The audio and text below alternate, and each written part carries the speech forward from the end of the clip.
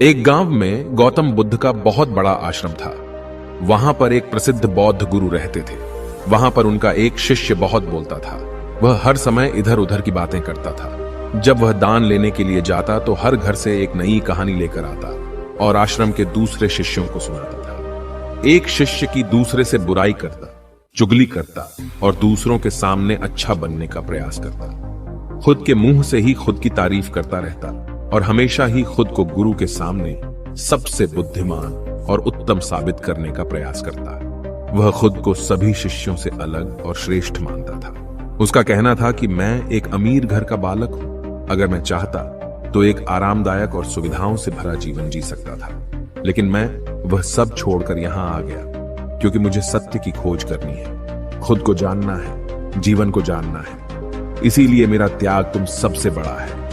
एक दिन गुरु ने आश्रम के सभी शिष्यों को बुलाकर कहा, आप सभी को अगले 1 महीने के लिए कोई ना कोई संकल्प लेना है। इससे आपकी संकल्प शक्ति मजबूत होगी और आप में आत्मशक्ति का संचार होगा।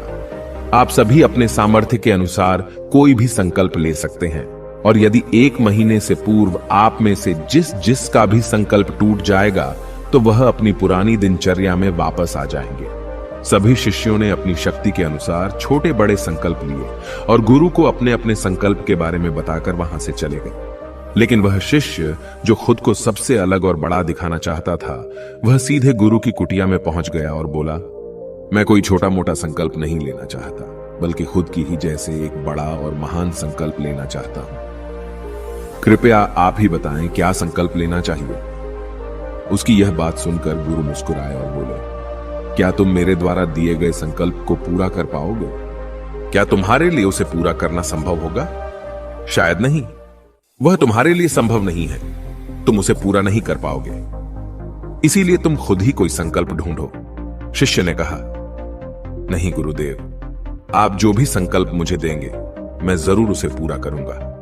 गुरु ने कहा, ठीक है, तो तुम अगले 1 महीने तक चुप रहो, मुंह से एक शब्द भी नहीं निकालोगे। यही तुम्हारा संकल्प है। शिष्य ने कहा, गुरुदेव, यह भी कोई संकल्प है? यह तो बहुत ही आसान है।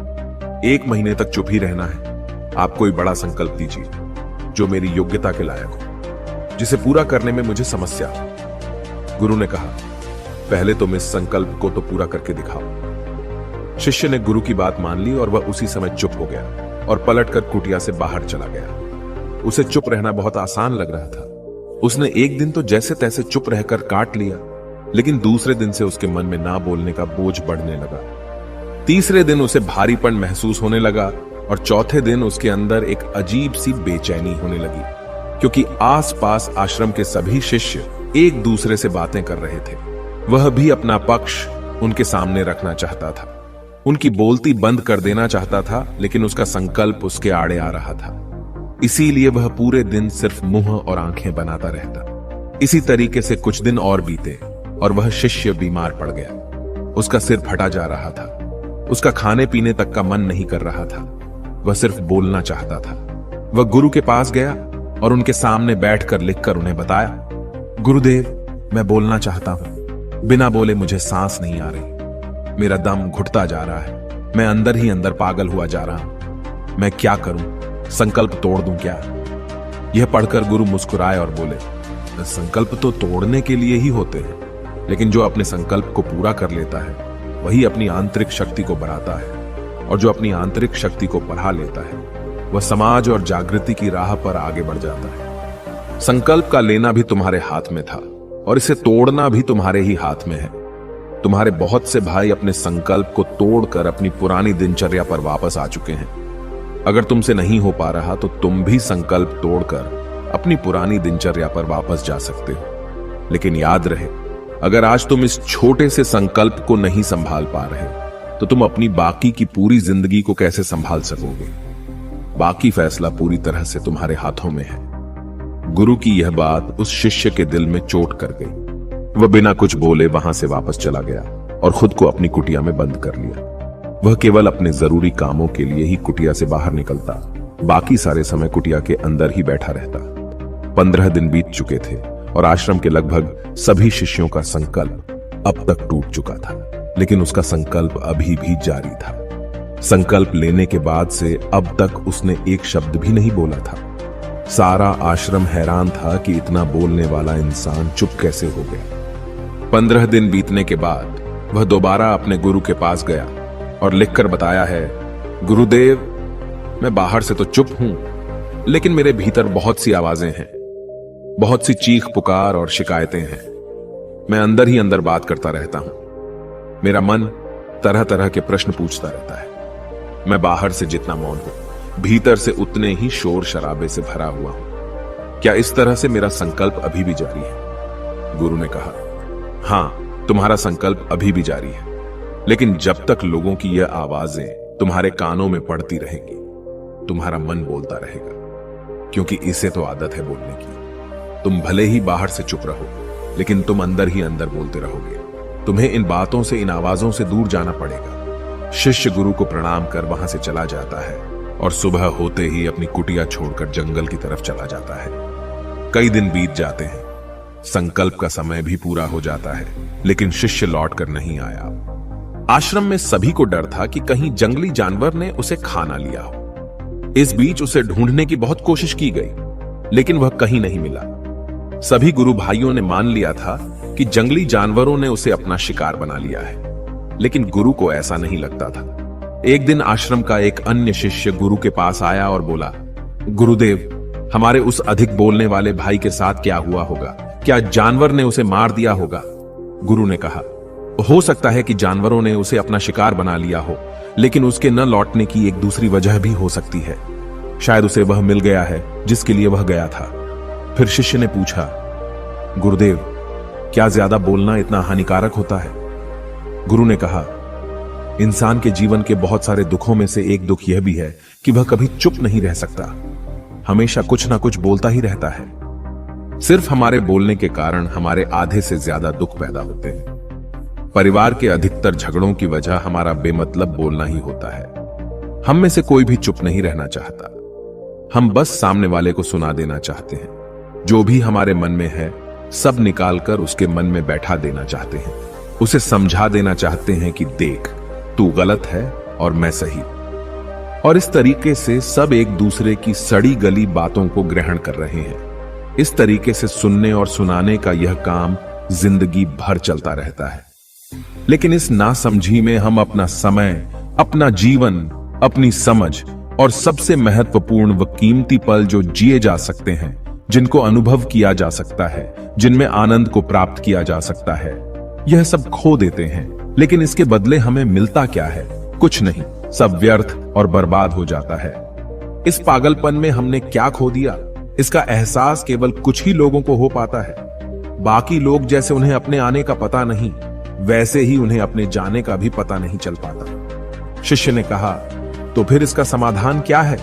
गुरु ने कहा, पूरी जागरूकता के साथ अपने विचारों को देखना यही एकमात्र तरीका है। सारी मानसिक समस्याओं का वर्तमान में रहकर चिंतन करना, पूरी जागरूकता के साथ अपना काम करना जिंदगी में चमत्कारिक बदलाव ला देता है। उसके बाद वह शिष्य गुरु से अपने प्रश्नों का उत्तर पाकर उनको प्रणाम करके वहां से चला गया। उस शिष्य को आश्रम छोड़कर गए हुए 3 महीने का समय बीत चुका था, लेकिन उसकी कोई खबर न थी। अब तक तो सभी गुरु भाइयों ने भी उसके वापस लौटने की उम्मीद छोड़ दी थी, लेकिन एक दिन वह आश्रम लौट आता है। उसे देखकर सभी के आश्चर्य और खुशी का ठिकाना न रहा। लेकिन अब वह नहीं था जो यहां से गया था, वह कुछ और ही बनकर वापस आया था। उसके अंदर एक गजब का बदलाव महसूस किया जा सकता था। उसके चेहरे पर एक गजब का ठहराव और आंखों में बनी शांति थी। आश्रम में आते ही सभी गुरु भाइयों ने उसे चारों तरफ से घेर लिया और बातें करने लग गए। वह भी अपने गुरु भाइयों से बातें करने लगा। उससे बात करने वाले सभी ने यह अनुभव किया कि अब वह पहले जैसा उतावला और बातूनी नहीं रह गया था। उसके मुंह से एक एक शब्द बहुत ही सुलझे हुए और मधुरता के साथ निकल रहे थे। थोड़ी देर तक गुरु भाइयों से बात करने के बाद वह सीधा गुरु की तरफ चला गया। उसने गुरु के चरण छुए और कहा, गुरुदेव, क्या मैं अब भी मौन हूं? क्या अब भी मेरा संकल्प जारी है?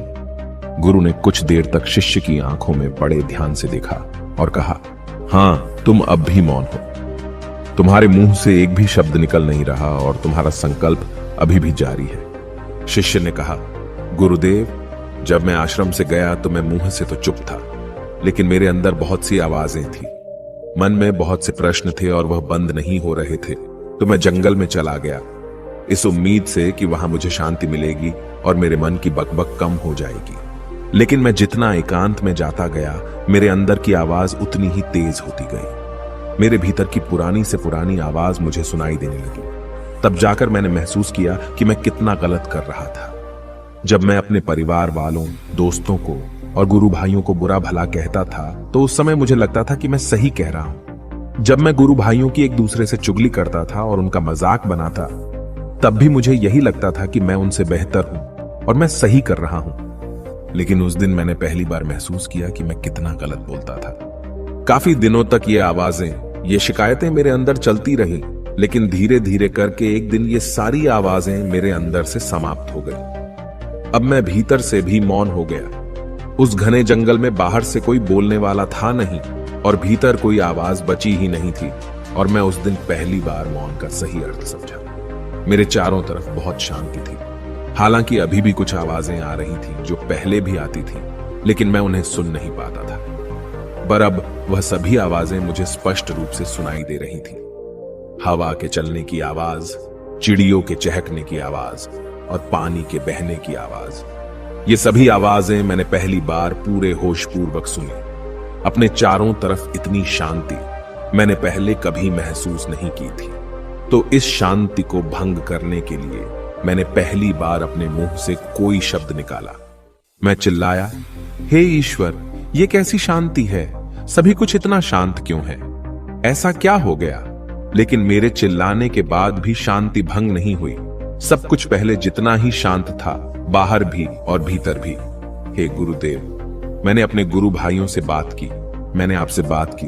मैं बोल रहा हूं, मैं चल रहा हूं, मैं सब कुछ देख रहा हूं, लेकिन मैं अपने भीतर एकदम एकांत में हूं, मौन में हूं। भीड़ में होता हूं तब भी भीतर से अकेला एकांत में होता हूं। जब मैं खुद में भी शोर करना चाहता हूं तब भी एकांत में ही होता हूं। अब सब दिखाई पड़ने लगा है, सब सुनाई पड़ने लगा है। गुरु ने कहा, जब तक हम बाहर की तरफ बोलते रहेंगे, भीतर अशांति ही रहेगी। लेकिन जिस दिन हम भीतर की तरफ मुड़ जाएंगे, तब हमारे मुंह से कुछ भी निकलेगा, हम शांत ही रहेंगे। दुनिया में जितनी भी बुराइयां हैं, ज्यादातर हमारे बोलने से ही उत्पन्न होती है, क्योंकि हम चुप रहना नहीं चाहते। हम जितनी जरूरत है उससे कहीं ज्यादा बोलते हैं। हम सामने वाले को सुनना नहीं चाहते, बल्कि उसकी बोलती बंद कर देना चाहते हैं। उसे समझा देना चाहते हैं कि मैं कौन हूं, मैं क्या कर सकता हूं, और यही हमारी जिंदगी का मकसद बनकर रह जाता है। हमारी सारी ऊर्जा व्यर्थ के बोलने में बर्बाद होती रहती है। ऐसे ही समाज में लोगों का जीवन दुखों से भर जाता है, जो हमेशा एक दूसरे को सुनाने में लगे रहते हैं। कभी एक दूसरे को सुनना नहीं चाहते, समझना नहीं चाहते, और चुप रहना तो उन्होंने कभी सीखा ही नहीं, क्योंकि चुप रहना उन्हें छोटा महसूस करवाता है। दुनिया की सभी लड़ाइयों का कारण हमारा बोलना ही है। इसलिए हमें सिर्फ उतना ही बोलना चाहिए जितना जरूरी हो, क्योंकि व्यर्थ का बोलना ऊर्जा को नष्ट करना है, और यह बोलना ही हमें कभी अपने भीतर की ओर लौटने नहीं देता, क्योंकि यह हमें बाहर की ओर खींच कर रखता है, और बाहर है ही क्या इस संसार के अलावा। लेकिन अगर अपने भीतर के संसार की ओर मोड़ना है तो इस मुंह को बंद ही रखना चाहिए। इसीलिए जितने भी बुद्ध हुए, आत्मज्ञानी हुए, वह सभी एकांत की ओर भागे, ताकि उन्हें ज्यादा न बोलना पड़े, ज्यादा सुनना न पड़े। वह एकांत में रहे और शांत रहे, इसीलिए आसानी से भीतर की यात्रा कर पाए। लेकिन अगर कोई चाहे तो इस संसार में रहकर भी एकांत में रह सकता है, शांत रह सकता है, लेकिन इसके लिए उन्हें अपनी ऊर्जा बचानी होगी, जिसे वह अब तक अपने व्यर्थ के शब्दों में बर्बाद कर रहे थे। दोस्तों, इस कहानी की सीख यही है कि व्यर्थ का बोलना ऊर्जा को नष्ट करना है। ज्यादा और व्यर्थ बोलना ही हमें अपने भीतर की ओर लौटने नहीं देता, क्योंकि यह हमें बाहर की ओर झुकाए रखता है, और जिन्हें भीतर की यात्रा करनी है उन्हें अपने मुंह को बंद ही रखना चाहिए। मुझे उम्मीद है कि आपको यह कहानी पसंद आई होगी और काफी कुछ सीखने को मिला होगा। कहानी के बारे में अपने विचार आप हमें नीचे कमेंट बॉक्स में कमेंट करके बता सकते हैं। दोस्तों, उम्मीद है कि आज के इस वीडियो से आपको जरूर कुछ न कुछ सीखने को मिला होगा। इसलिए इस वीडियो को अपने दोस्तों के साथ शेयर करना ना भूले। हमें ऐसे ही सपोर्ट करने के लिए चैनल को सब्सक्राइब जरूर करिए। तो चलिए मिलते हैं ऐसे ही एक और नए वीडियो में। तब तक के लिए अपना ख्याल रखें। धन्यवाद। नमो बुद्धाय।